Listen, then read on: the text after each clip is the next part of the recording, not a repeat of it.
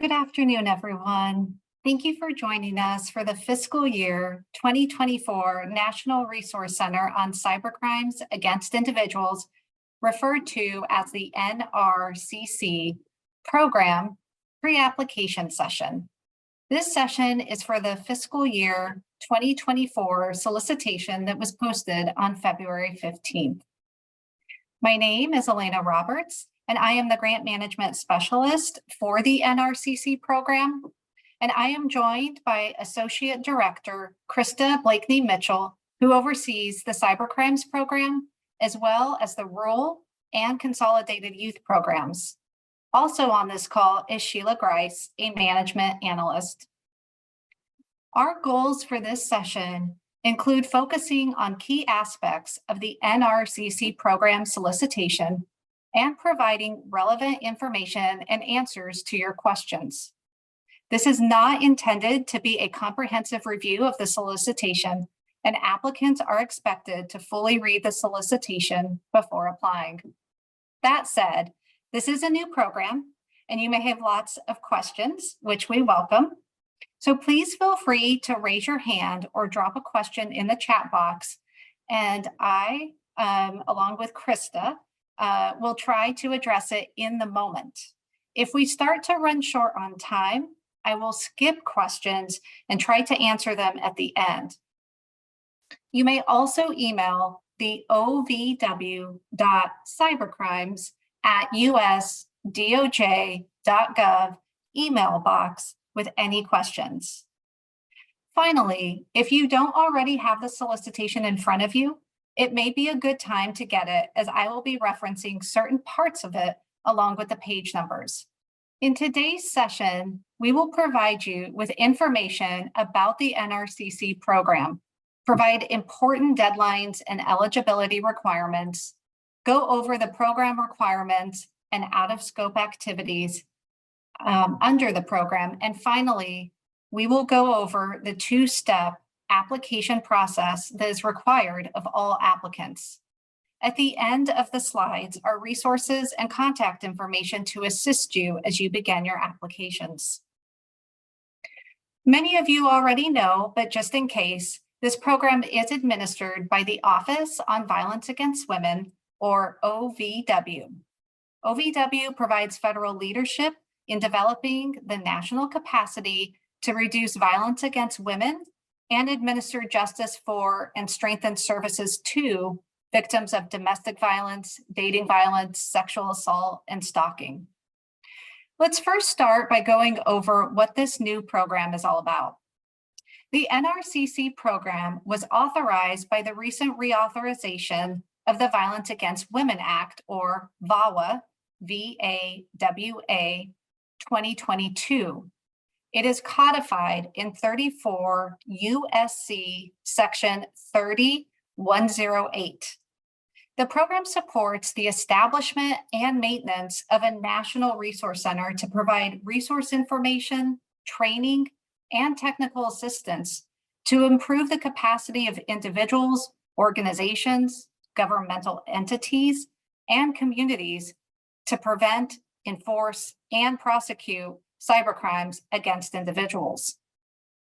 Next, we'll look at the definition of cybercrimes against individuals.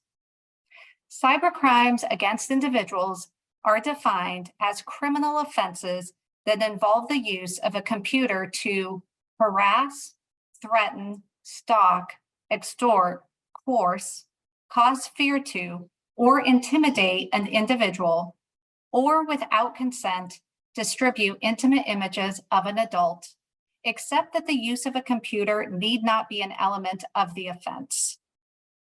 The term computer includes a computer network and an interactive electronic device. Cybercrimes against individuals do not include the use of a computer to cause harm to a commercial entity, a government agency, or non-natural person. This program is not intended to provide training and technical assistance to or resource information about cybercrimes against corporations, commercial entities, or government agencies. The focus must be on a cybercrime against a person. As you can read in the definition, this includes crimes such as cyberstalking, cyber harassment, and the non-consensual distribution of an intimate image of an adult, among other crimes. The NRCC has 3 statutory purpose areas that we'll go over. Please note that for the FY 2024 solicitation, OVW will not be implementing Purpose Area 3 of the statute, which authorizes a recipient to conduct research. In the future, OVW may address the research activities listed under Purpose Area 3 in Phase 2. For this solicitation, though, please do not propose activities related to conducting research. Let's go over the 2 purpose areas the proposal should focus on. Purpose Area 1. Funds under this program must be used for the establishment and maintenance of a national resource center on cybercrimes against individuals, which shall, 1, offer a comprehensive array of technical assistance and training resources to federal, state, and local government agencies, community-based organizations, and other professionals and interested parties related to cybercrimes against individuals, including programs and research related to victims. Purpose Area 2, the Resource Center must maintain a resource library which shall collect, prepare, analyze, and disseminate information and statistics related to the incidence of cybercrimes against individuals, the enforcement and prosecution of laws related to cybercrimes against individuals, and the provision of supportive services and resources for victims, including from underserved populations of cybercrimes against individuals. We've received several questions regarding the target audience for the National Resource Center, which is a really great question. The Resource Center is intended to provide training and technical assistance to all government agencies, federal, state, local, and this will include law enforcement, prosecutors, judges, and judicial personnel, probation and parole. It's all criminal and civil justice folks, such as civil attorneys and judges. It's community-based organizations working with victims of cybercrimes. It's researchers and other interested professionals. It's providing relevant information and resources for folks working on issues related to cybercrimes against individuals. The award period for the FY 24 solicitation is 24 months for Phase 1. There will be a required 6-month planning period to plan the Resource Center. This will be followed by 18 months for the establishment and maintenance of the Resource Center. Funding for Phase 1 is up to $2 million. OVW anticipates making only 1 award as a cooperative agreement. A cooperative agreement is a form of award under which OVW expects to have ongoing substantial involvement in award activities. For this program, the substantial involvement includes participating in project meetings, developing and approving final agendas, suggesting, reviewing, and approving faculty, subject matter experts, consultants, products, and curricula, identifying participants, approving a web application site, and approving the form of trainings and technical assistance provision.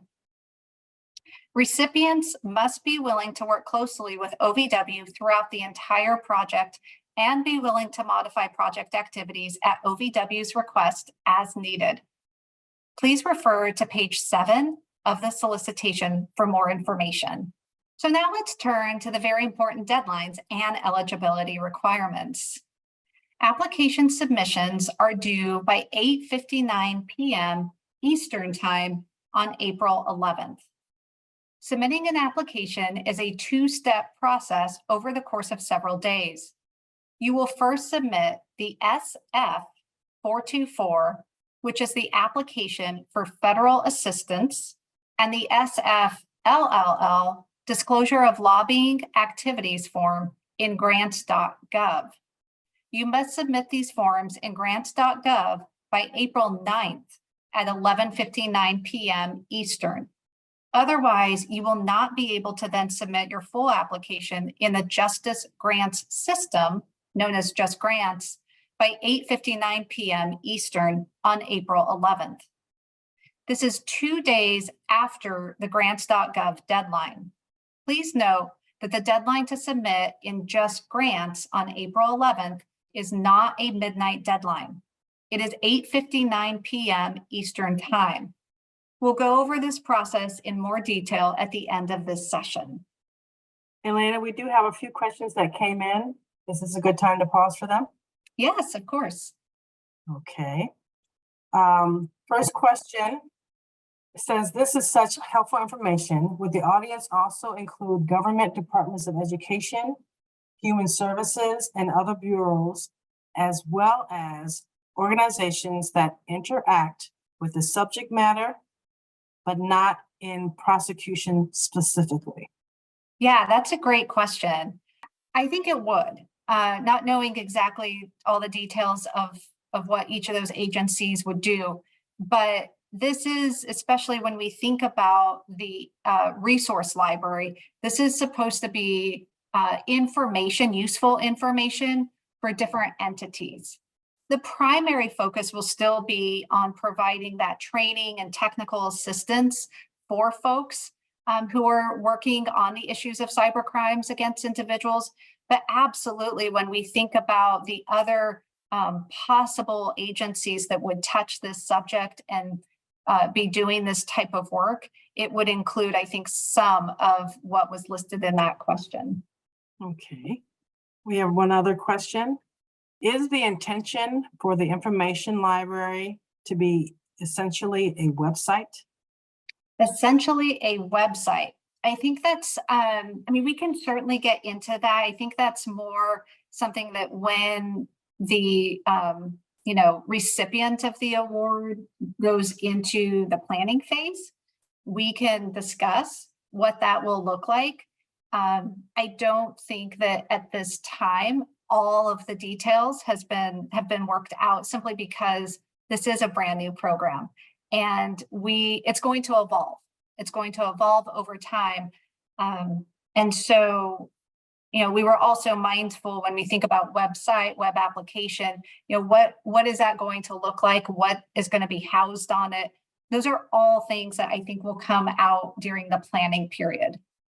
Eligible applicants for this program are limited to nonprofit, private organizations that focus on cybercrimes against individuals, that can provide documentation demonstrating experience working directly on issues of cybercrimes against individuals, and that include on the organization's advisory board representatives who, one, have a documented history of working directly on issues of cybercrimes against individuals, two, have a history of working directly with victims of cybercrimes against individuals, and three, are geographically and culturally diverse.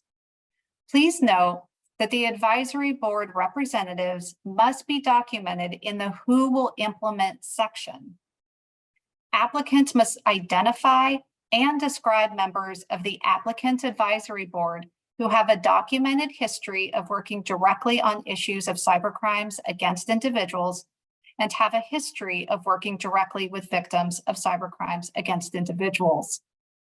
Applicants must also describe where advisory board members are located and their knowledge of or expertise working with culturally diverse communities.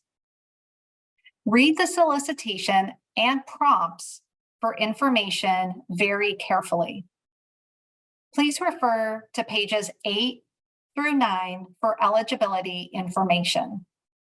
All applicants must submit a certifications and assurance letter with their application.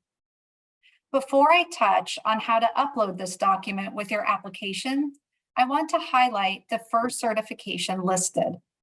The first certification states, the programs funded by the grant meet all of the eligibility requirements of 34 USC Section 3108. Please note two things. One, OVW anticipates making only one award. We do not anticipate funding multiple programs or organizations for the Resource Center. That's not to say that the lead organization cannot subcontract or use consultants as part of the project. However, we anticipate only one award. Krista. Oh, wait, yeah, there you go. We have a question in the Q&A. For the advisory representatives, is this an advisory board that applicants are forming or an organization's own board of directors advisory board, meaning as applicants, our own board of directors? That's a great question. Per the solicitation and the statute, all applicants who apply for this program must include on the organization's advisory board representatives who meet these requirements. It's not listed in what capacity the advisory board representatives serve. For instance, if they're part of the board of directors, or this is a separate advisory board. But per the solicitation, this must be in place at the time of the application because it is an eligibility requirement. And again, you're going to reference that, which is why I highlighted it, when you submit the certifications and assurance letter. The other thing that I want to note about the certification and this first requirement that you're certifying that you meet all of the eligibility requirements. And maybe I just touched on this with the question, so I apologize. This goes back to the previous slide though, regarding the eligibility. And that's that the organization focuses on and has the experience working directly on issues of cybercrimes, and that there's the advisory board with all these requirements. So again, please refer to pages 8 through 9 of the solicitation for eligibility requirements and ensure that you meet each of these. The certifications and assurance letter must take the form of a letter on letterhead that's signed and dated by the authorized representative. A sample letter is linked on page 10 of the solicitation, and OVW encourages using the sample letter. The letter will be uploaded in Just Grants as an attachment. You will upload it where it lists NRCC certifications and assurance in Just Grants. Failure to submit the required certifications and assurance letter will disqualify an application from further consideration. Now let's turn to the program requirements and out-of-scope activities. All applicants are required to partner with 2 population-specific organizations that focus on historically marginalized and underserved communities.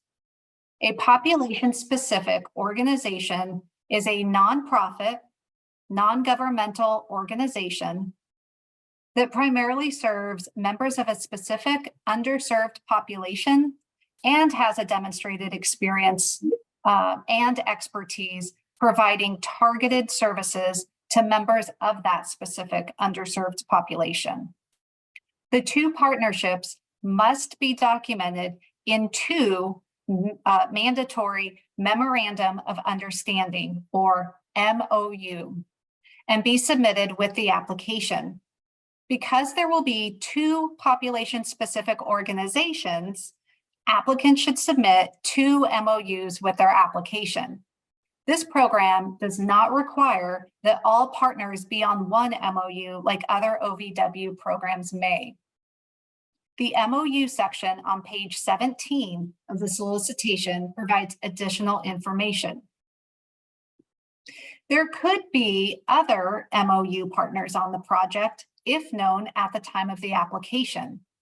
You can also submit letters of support with your application, but these will not be scored. However, it's anticipated that the recipient of the award will enter into additional agreements with partners, consultants, subgrantees that bring subject matter or technology expertise to the project, particularly after the planning period with OVW. Please note that the involvement of the two mandatory partners must also be described in the proposal narrative, which we'll go over in just a moment. The proposal narrative is listed on pages 12 to 14 of the solicitation. Failure to submit an MOU or the submission of an MOU missing a required partner's signature will result in removal from further consideration. Do we have some questions, Krista? Yes, we have two questions. I thought there might be. Okay. All right. The first one is, because of two MOU requirements, and we have other MOU partners besides the required two, do those need to be a separate MOU now, or assume that we can do that after the planning period? Say we are subcontracting with other agencies and we'll include those in our narrative. How do we include those on the MOU? That's a great question. And I think that's entirely up to you. And, you know, given the time parameters of when the application is due, if you would like, and you know who those partners are and can get an MOU together, absolutely, you can submit a third MOU, or it could be part of maybe one of the first two if you needed it. We just anticipate that because you have two different population-specific organizations, that would result in two MOUs. But absolutely, you can have a third MOU if you know at the time. You can also submit the letters of support or letters of commitment from those organizations, because again, we will be going through all of those during the 6-month planning period to confirm who the project partners are and who should be on the project with us. Next question. Can an organization submit letters of support and memorandums of understanding, MOUs, to multiple proposals? Similarly, can an organization apply as a prime while also supporting others? That is a good question. I may need to circle back with folks at OVW on the specifics of that question. Certainly, I think the first part of the question, which was what again? What was the first part, Krista? The first part is, can an organization submit letters of support and MOUs to multiple proposals? Yes. So that part is fine. You can support, you can be a MOU partner on several applications. The second part I am a little uncertain about and may need to circle back unless Krista, you want to jump in? Sure. So the second part is, can an organization apply as a prime while also supporting others? And I'm assuming that by supporting others, meaning that you're providing a MOU or a letter of support on another application. There was nothing in the solicitation that stipulated that this could not happen. So that being said, I think this is definitely allowable, but also probably recognize that if you're a prime on one, you're not going to be funded on another and vice versa. So I think that, that's something, to consider as well. Yeah, that's right. Thank you for that, Krista. Sure. Does that cover at least the questions related to the partnerships? Yes, those are the only two questions we have at this time. So that's it. Okay, thank you. Sure. Great questions. Yeah. All right, so let's turn to the out of scope activities. Funds may not be used to provide resource information, training, or technical assistance on cybercrimes regarding the distribution of intimate images of a minor. You might remember that the definition of cybercrimes against individuals does include the distribution of intimate images, but it is specific to those of an adult. Images of a minor are out of scope and cannot be addressed by the Resource Center. Funds under this program may not be used to provide direct victim services. And finally, funds under this program will not support proposals focused on a single state, region, or local geographic community. The Resource Center will be national in scope. Next, I will go over how to apply, and I will highlight some specifics of the application that were referenced earlier.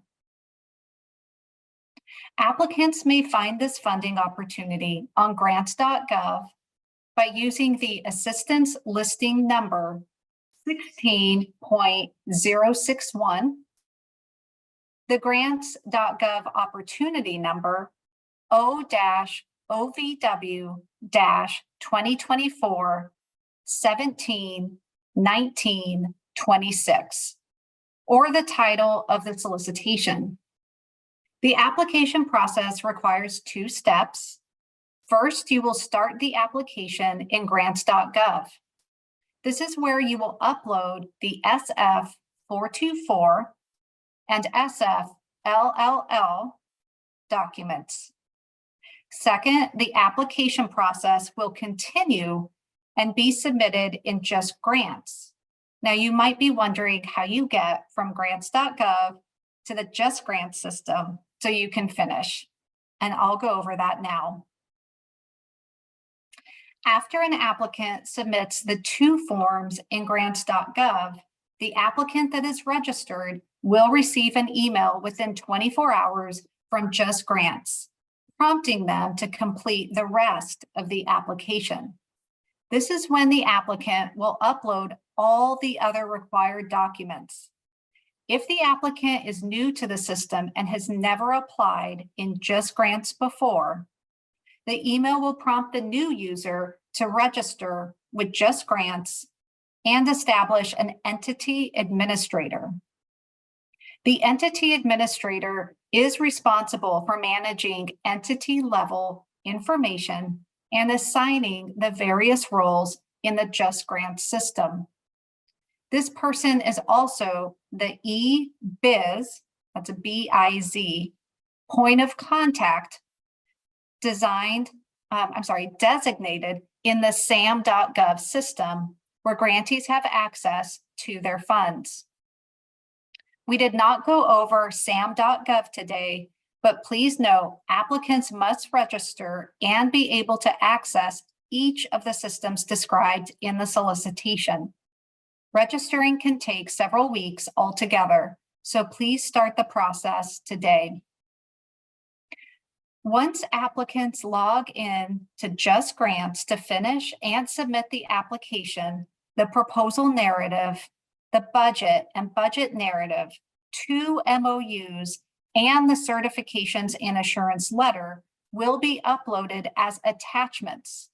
And there will also be online questionnaires to complete, such as the pre-award risk assessment, applicant questionnaire, and the summary data sheet. Please note that you may also upload letters of support with your application. However, they are not required and will not be scored. Again, the certifications and assurance letter will be uploaded as an attachment in the certification section. It is listed as the NRCC certifications and assurance letter in Just Grants. Remember, an application will not be considered if it is missing the letter or any of the items listed on this slide. I want to briefly go over a few key items in the required application documents, as there are several interwoven pieces in the solicitation. In the proposal narrative, under the What Will Be Done section, applicants are asked to describe the intersection of gender-based violence and technology-facilitated abuse/cybercrimes. Gender-based violence is a cornerstone of OVW programs, and we know there is a disproportionate impact on these crimes with women, girls, and LGBTQ+ individuals. Also, as we discussed, applicants must partner with 2 population-specific organizations. The role that each partner will have on the project and how they will help contribute to the success of the project should be described in the what will be done and under the who will implement sections. Finally, we discussed the organization's advisory board members as part of the eligibility and certifications components. Applicants are asked to describe the board members under the who will implement section as well. We've gone over everything on this slide already, but I wanted you to have the specific information for each of these sections and where to find them in the solicitation. Again, budgets should only reflect 24 months for phase 1 of the project.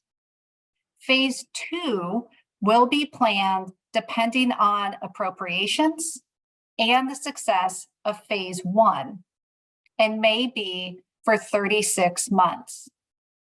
Please note that you will be prompted to add a proposal abstract in a text box when completing your application in Just Grants. The abstract is not scored, but helps us to have an overview of the proposed project.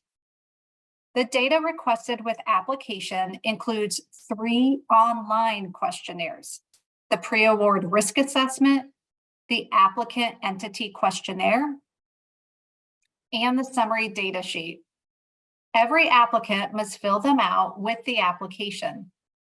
The questionnaires are reviewed by OVW's Grants Financial Management Division, or GFMD. I'm going to touch first on the summary data sheet. There is a question regarding whether the applicant has expended $750,000 or more in federal funds during their last fiscal year. If yes, then the applicant must provide the end date of their last fiscal year. GFMD frequently finds that applicants do not include the date in their information. Please be sure to do this if it applies to you. The next questionnaire I want to touch on is the pre-award risk assessment. GFMD has found in prior years that applicants do not fully answer all parts of the questions. This requires GFMD to reach out to the applicant, which may delay funding decisions. Common issues encountered include applicants that indicate they have internal policies in place, but then do not provide the specific list of topics covered in those policies and procedures. Also, applicants may fail to provide the process for tracking expenditures, and more specifically, whether or not they are tracking budgeted versus actual expenditures.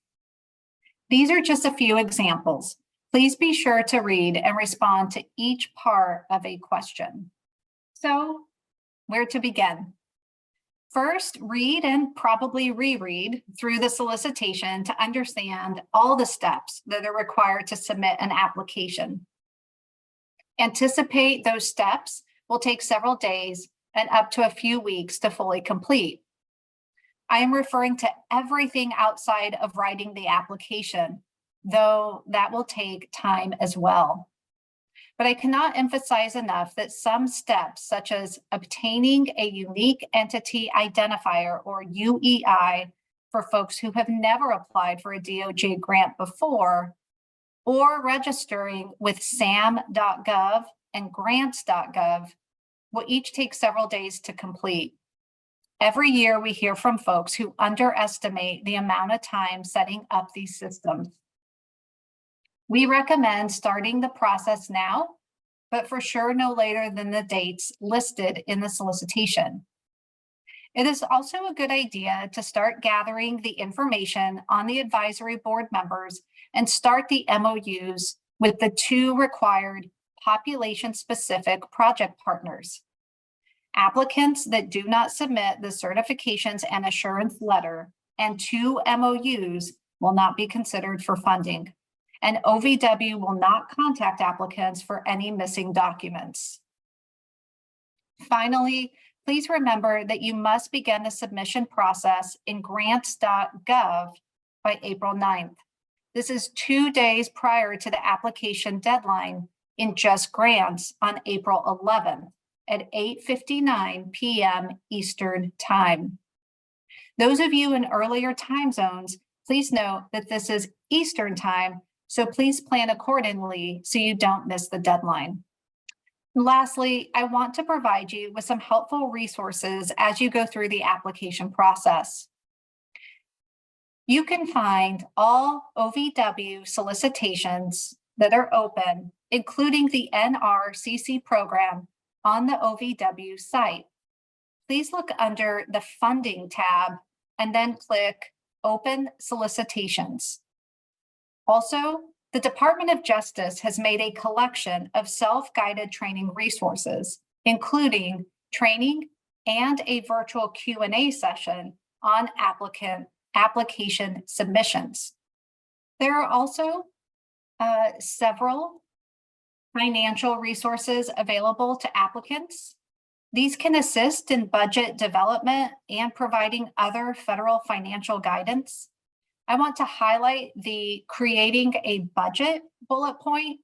This is a webinar by GFMD on how to develop a budget. Also listed are the uniform guidance found at 2 CFR 200 and the DOJ Financial Guide. And of course, you can always reach out to us at OVW if you have any questions with the submission of your application. Please note, we cannot comment on or provide insight into your proposed project, but we are here to assist with technical or confusing processes. And I see Krista has come off or on screen, and actually we were at our questions. So that's perfect timing. So we do have one question pending. The writer says, please pardon this question, as I know it was already posed. I just want to clarify and confirm.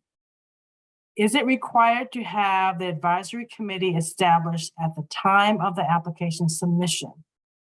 In other words, letters of support that indicate willingness to serve on a potential advisory committee should the funding be secured would not be considered adequate. So I understand wanting to be very clear. I think if you look at the certification and assurances that is required at the time of application of the application, you are required to certify that you have an advisory board that focuses on those 3 items listed. Let me get to that page. So it starts on page 9 of the solicitation, the certifications and assurance. And on page, starts there. Oh, I'm sorry. The programs funded by the grant meet all of the eligibility requirements. And so then when you look at the eligibility the eligibility information, which starts on page 8, it says number 3, include on the organization's advisory board representatives who. So I read that as being in place, and you're certifying it's in place at the time that you submit your application. You can always contact the OVW.cybercrimes inbox. That is the email that's listed in the solicitation. But certainly if you have questions, I'm sure other folks have similar questions. Okay, it doesn't look like folks have anything else. So I just want to thank those of you who are joining us live today. This is being recorded. It will be posted soon on the OVW site. Please reach out with additional questions. And we appreciate your interest in this new program. It's very exciting. So thank you all so much.